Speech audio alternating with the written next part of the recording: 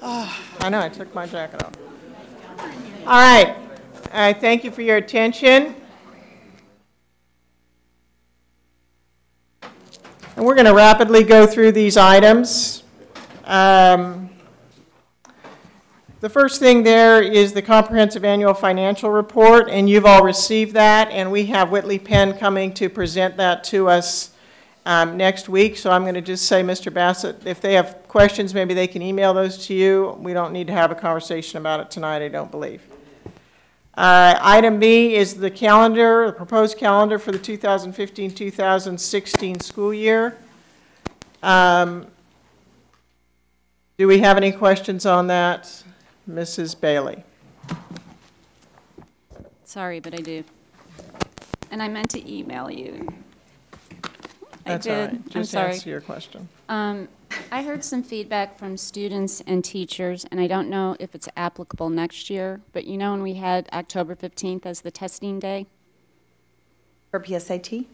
Yeah, well, 9th through 12th grade. And then it was early dismissal.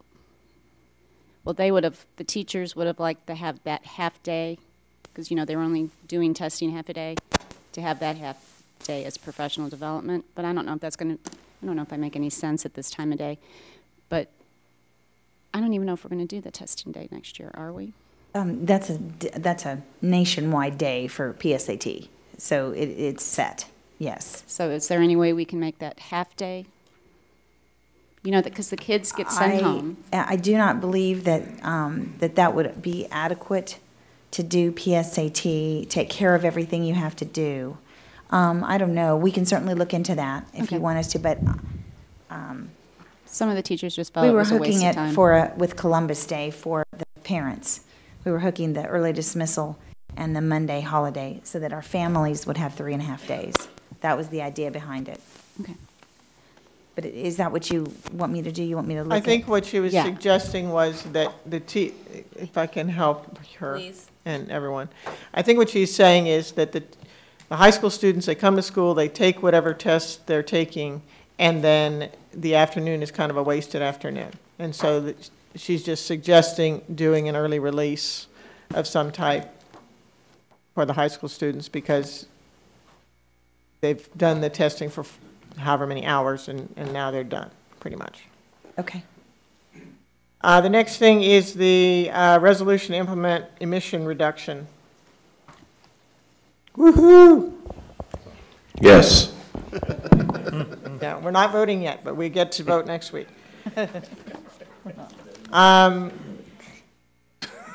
Go ahead, Mrs. Bailey. I think you should be able to sign that. Put your name on it. We call it the Dave Rosenthal resolution to implement emission reduction. Can I ask a question? Yes, I'm sorry. Now's the time, right? Now's the time. So my question was, why can't we, so if we get this grant, we have to use it to replace diesel buses? Is that a prerequisite? Yes. Okay. We can't just use it to buy new buses. We couldn't use this to buy the buses that we were planning to buy anyway. Well, I mean, we're going through a replacement cycle. Mm-hmm. Okay, so there were some buses that were going to be retired, and so we're picking the buses that are best eligible to be retired. So if we get this grant, is that actually going to leverage the money that we had set aside to buy it? Absolutely. Okay, thank you.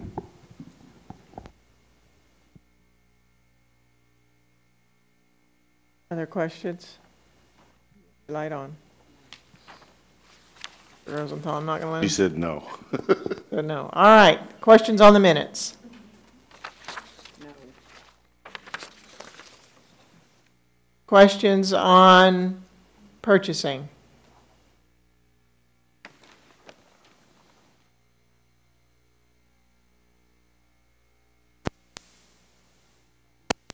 I'm just speaking of purchasing in general, or any of the purchasing items. Do you have a question on purchasing? Okay. Band, yes, trainer supplies, yes, spring. Go I ahead. do. Go ahead. because Mr. Pham has been way too quiet tonight, I thought I'd wake him up. The Office 365 project, thank you for that great explanation in our update, by the way. So we're going to move, are we going to move from a server to a cloud base for email now? 'Cause remember when you told me we had all these servers and they were outdated? Are we going to go to cloud-based Yes, ma'am. storage now? Okay. And that will be secure? Yes, ma'am. Okay. And just a couple of questions. The employee assistant program, that's the one we got rid of in 2011. Yes, ma'am. So I take it our benefits committee wanted it back. Yes, Okay. And the same with this telehealth services? correct. That's a new product. That's a new one. So I guess that one looks really good. Like, I want to have it too, by the way. Just that, can we, maybe in a year, just see the use of it and see how well? Oh, absolutely. Sure. But I think they're both good. And I think I'm done with that section, Ms. James.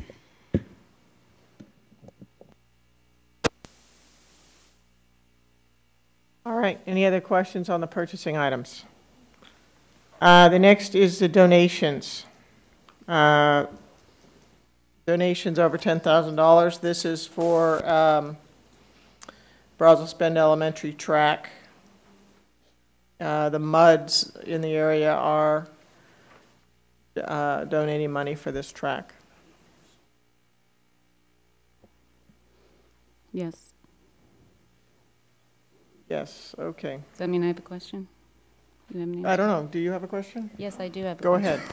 ahead. On the track, is it normal to have a resolution for this from the PTO, or is it just because it's MUD participating? I believe it's because the MUD's participating. So they're requiring the resolution, meaning ma'am. the district's gonna maintain the track? All Own and operate it. Own and yes, ma'am, operate it. Once they build it. right, thanks.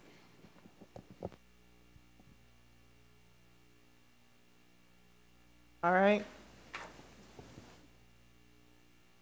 Then the next G is the resolution for that same donation.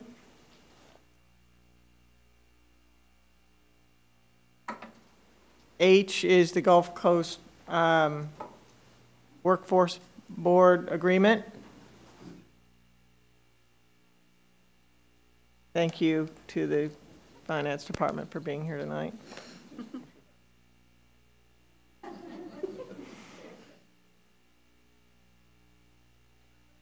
Gulf Coast Workforce Board Agreement, any questions on that?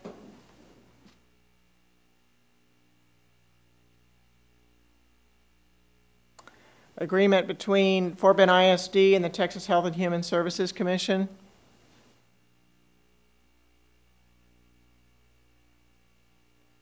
Questions on that one?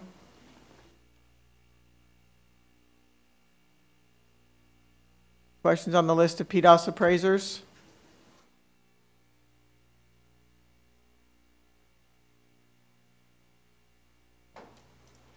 Item K is the superintendent's evaluation instrument. I'll just mention on this that we've revised it, and we added, if you can go to the end of it, we've added the leadership competencies in as part of the evaluation. So for all the rest of you in the organization who are talking about leadership competencies with your supervisor, you can know that Charles is too. True to his word at convocation over and over and over. Any comments on the superintendent evaluation instrument? Okay. We're now ready for, I think that's all the agenda items. We're now ready for audience items. We have 5 speakers tonight, and we're down to 5 speakers, apparently. 1, 2, 3, 4, 5. So they all get 3 minutes. Mr. Scott managed to get his form in this week, so we're very happy, and he'll be the first to speak. Remember, you can come up to the microphone, Mr. Scott. While I remind everyone, the speakers will have 3 minutes. You need to address something that was on tonight's agenda as a listed item. I think you all are doing that. And we appreciate you being here and staying to the bitter end. Thank you. Go Thank ahead. you for allowing me to speak. While there were some good things said tonight, overall, I have to confess I'm very disappointed. And I'll speak to the 800-pound gorilla in the room, which is the GSA at Clements High School. I really think we're focusing far too much on the interests and the needs of the GSA students and not on everybody else. I think this is a poor plan that doesn't really address the stated needs of either side. One side wanted to remove GSA altogether from Clements. The other side said, please don't kill the program. The program's very important to us. Keep the program. Now, it would seem to me that at least one possibility that ought to be considered would be moving the GSA to another school. That would keep the program. It would allow a little bit of alleviation of the GSA rat race problem at Clements. It would improve the performance of the new school. And as Ms. Bailey alluded to, it would give the board a little bit of flexibility in accommodating the growth that we're all going to get here, and we all know that's coming. I noticed in the slides, for the GSA, they didn't give the relative numbers of how many people are zoned there or not zoned there. Well, I think that's because it's 90% plus are not zoned there. And I think we all know that that's a big problem. Now, that to me shows that for many of those 90%, the GSA is itself a subterfuge. It's just a way to get into Clements because it's a very rigorous academic high school. I submit to you that the proper way to get into Clements High School is simply move to where it's zoned to get into Clements High School. And I don't think it should be considered a harm to other students if the entire academy were moved to another school that it is best fitted to. I've asked repeatedly, why is the GSA at Clements? And I've never really gotten a very convincing answer. And that's increased by the fact that I've never really heard that seriously proposed as an alternative, which to me is an obvious one. The proposal ratifies the actions of the people who are engaging in this subterfuge, and it continues to harm the students who are there. I also think it has the particular drawback of, which is a noxious one, of pulling the Band-Aid off this problem over 3 long years. I don't know how the other academies fit in at their high schools, but the GSA is very divisive at Clements. It was so divisive it was in the yearbook last year. So I don't think all is hunky-dory there. 30 seconds. And lastly, I can't think of a better example as to what I think is the outsized influence of the GSA program than the way at Clements and the way the ROTC program is treated. It's been there longer than the GSA, and yet it's the ROTC program that's in the T-Shacks. And the students have to frequently go back and forth to change for drill team or for PT, and yet it's alone among all the student groups, it's in the T-Shacks. I think that's a very sad message that we're sending for the people who are considering a military career. Thank you. Thank you for sharing with us. Okay, the next speaker tonight is Os McCall.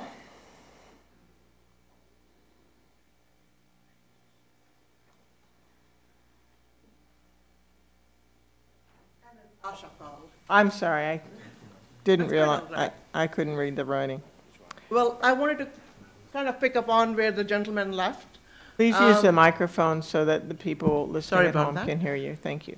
I kind of wanted to pick up on where the gentleman left. I heard a lot of good things, equity, access. And today I wanted to remind board about the 1997 Texas legislature that adopted the top 10% rule to give equal access to students across the board from different high schools to elite universities in Texas, which are indirectly funded by our tax dollars. The current structure of GSA at Clements, the impact it has on the zone students, I'll give you one good example. My child, who is a straight A student, all AP classes, average grade of 98, would not graduate in top 8% in his graduating class. Once you remove the GSA numbers, this child comfortably graduates in top 6%. And ladies and gentlemen of the board, I wanted to point out, this is not a mere 2% difference. It is a 25% drop in rank of this child. So I wanted also to bring to your attention this difference in ranks gets magnified if you look at the top 25% students, not just top 8 or 10% students. The numbers run in double digits. This is neither ethical nor conforming to the state mandated rule of top 10%. This is also putting an undue financial burden on parents like us who have to look at quality education outside state and pay triple the amount of money just because of the way GSA is currently structured at Clements. To resolve this issue, like the gentleman said, either the GSA needs to be moved or we need to come up with a scheme of ranking zone students differently than the academy students. And I will give you an example of my personal situation again. My 2 kids both interviewed for Clements GSA because they wanted to explore the opportunity. 3 times during the interview process, they were told, why are you here? You're already zoned to Clements.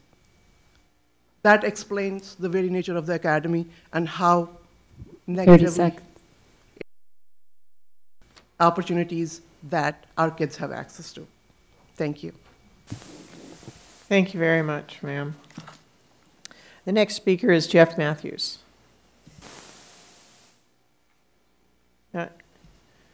Mr. Matthews here? All right. Sorry. The next speaker is Roy Morales.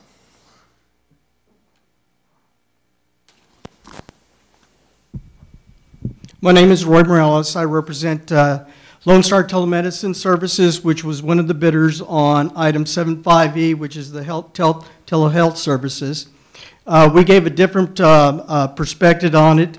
Unfortunately, it was a challenge to respond.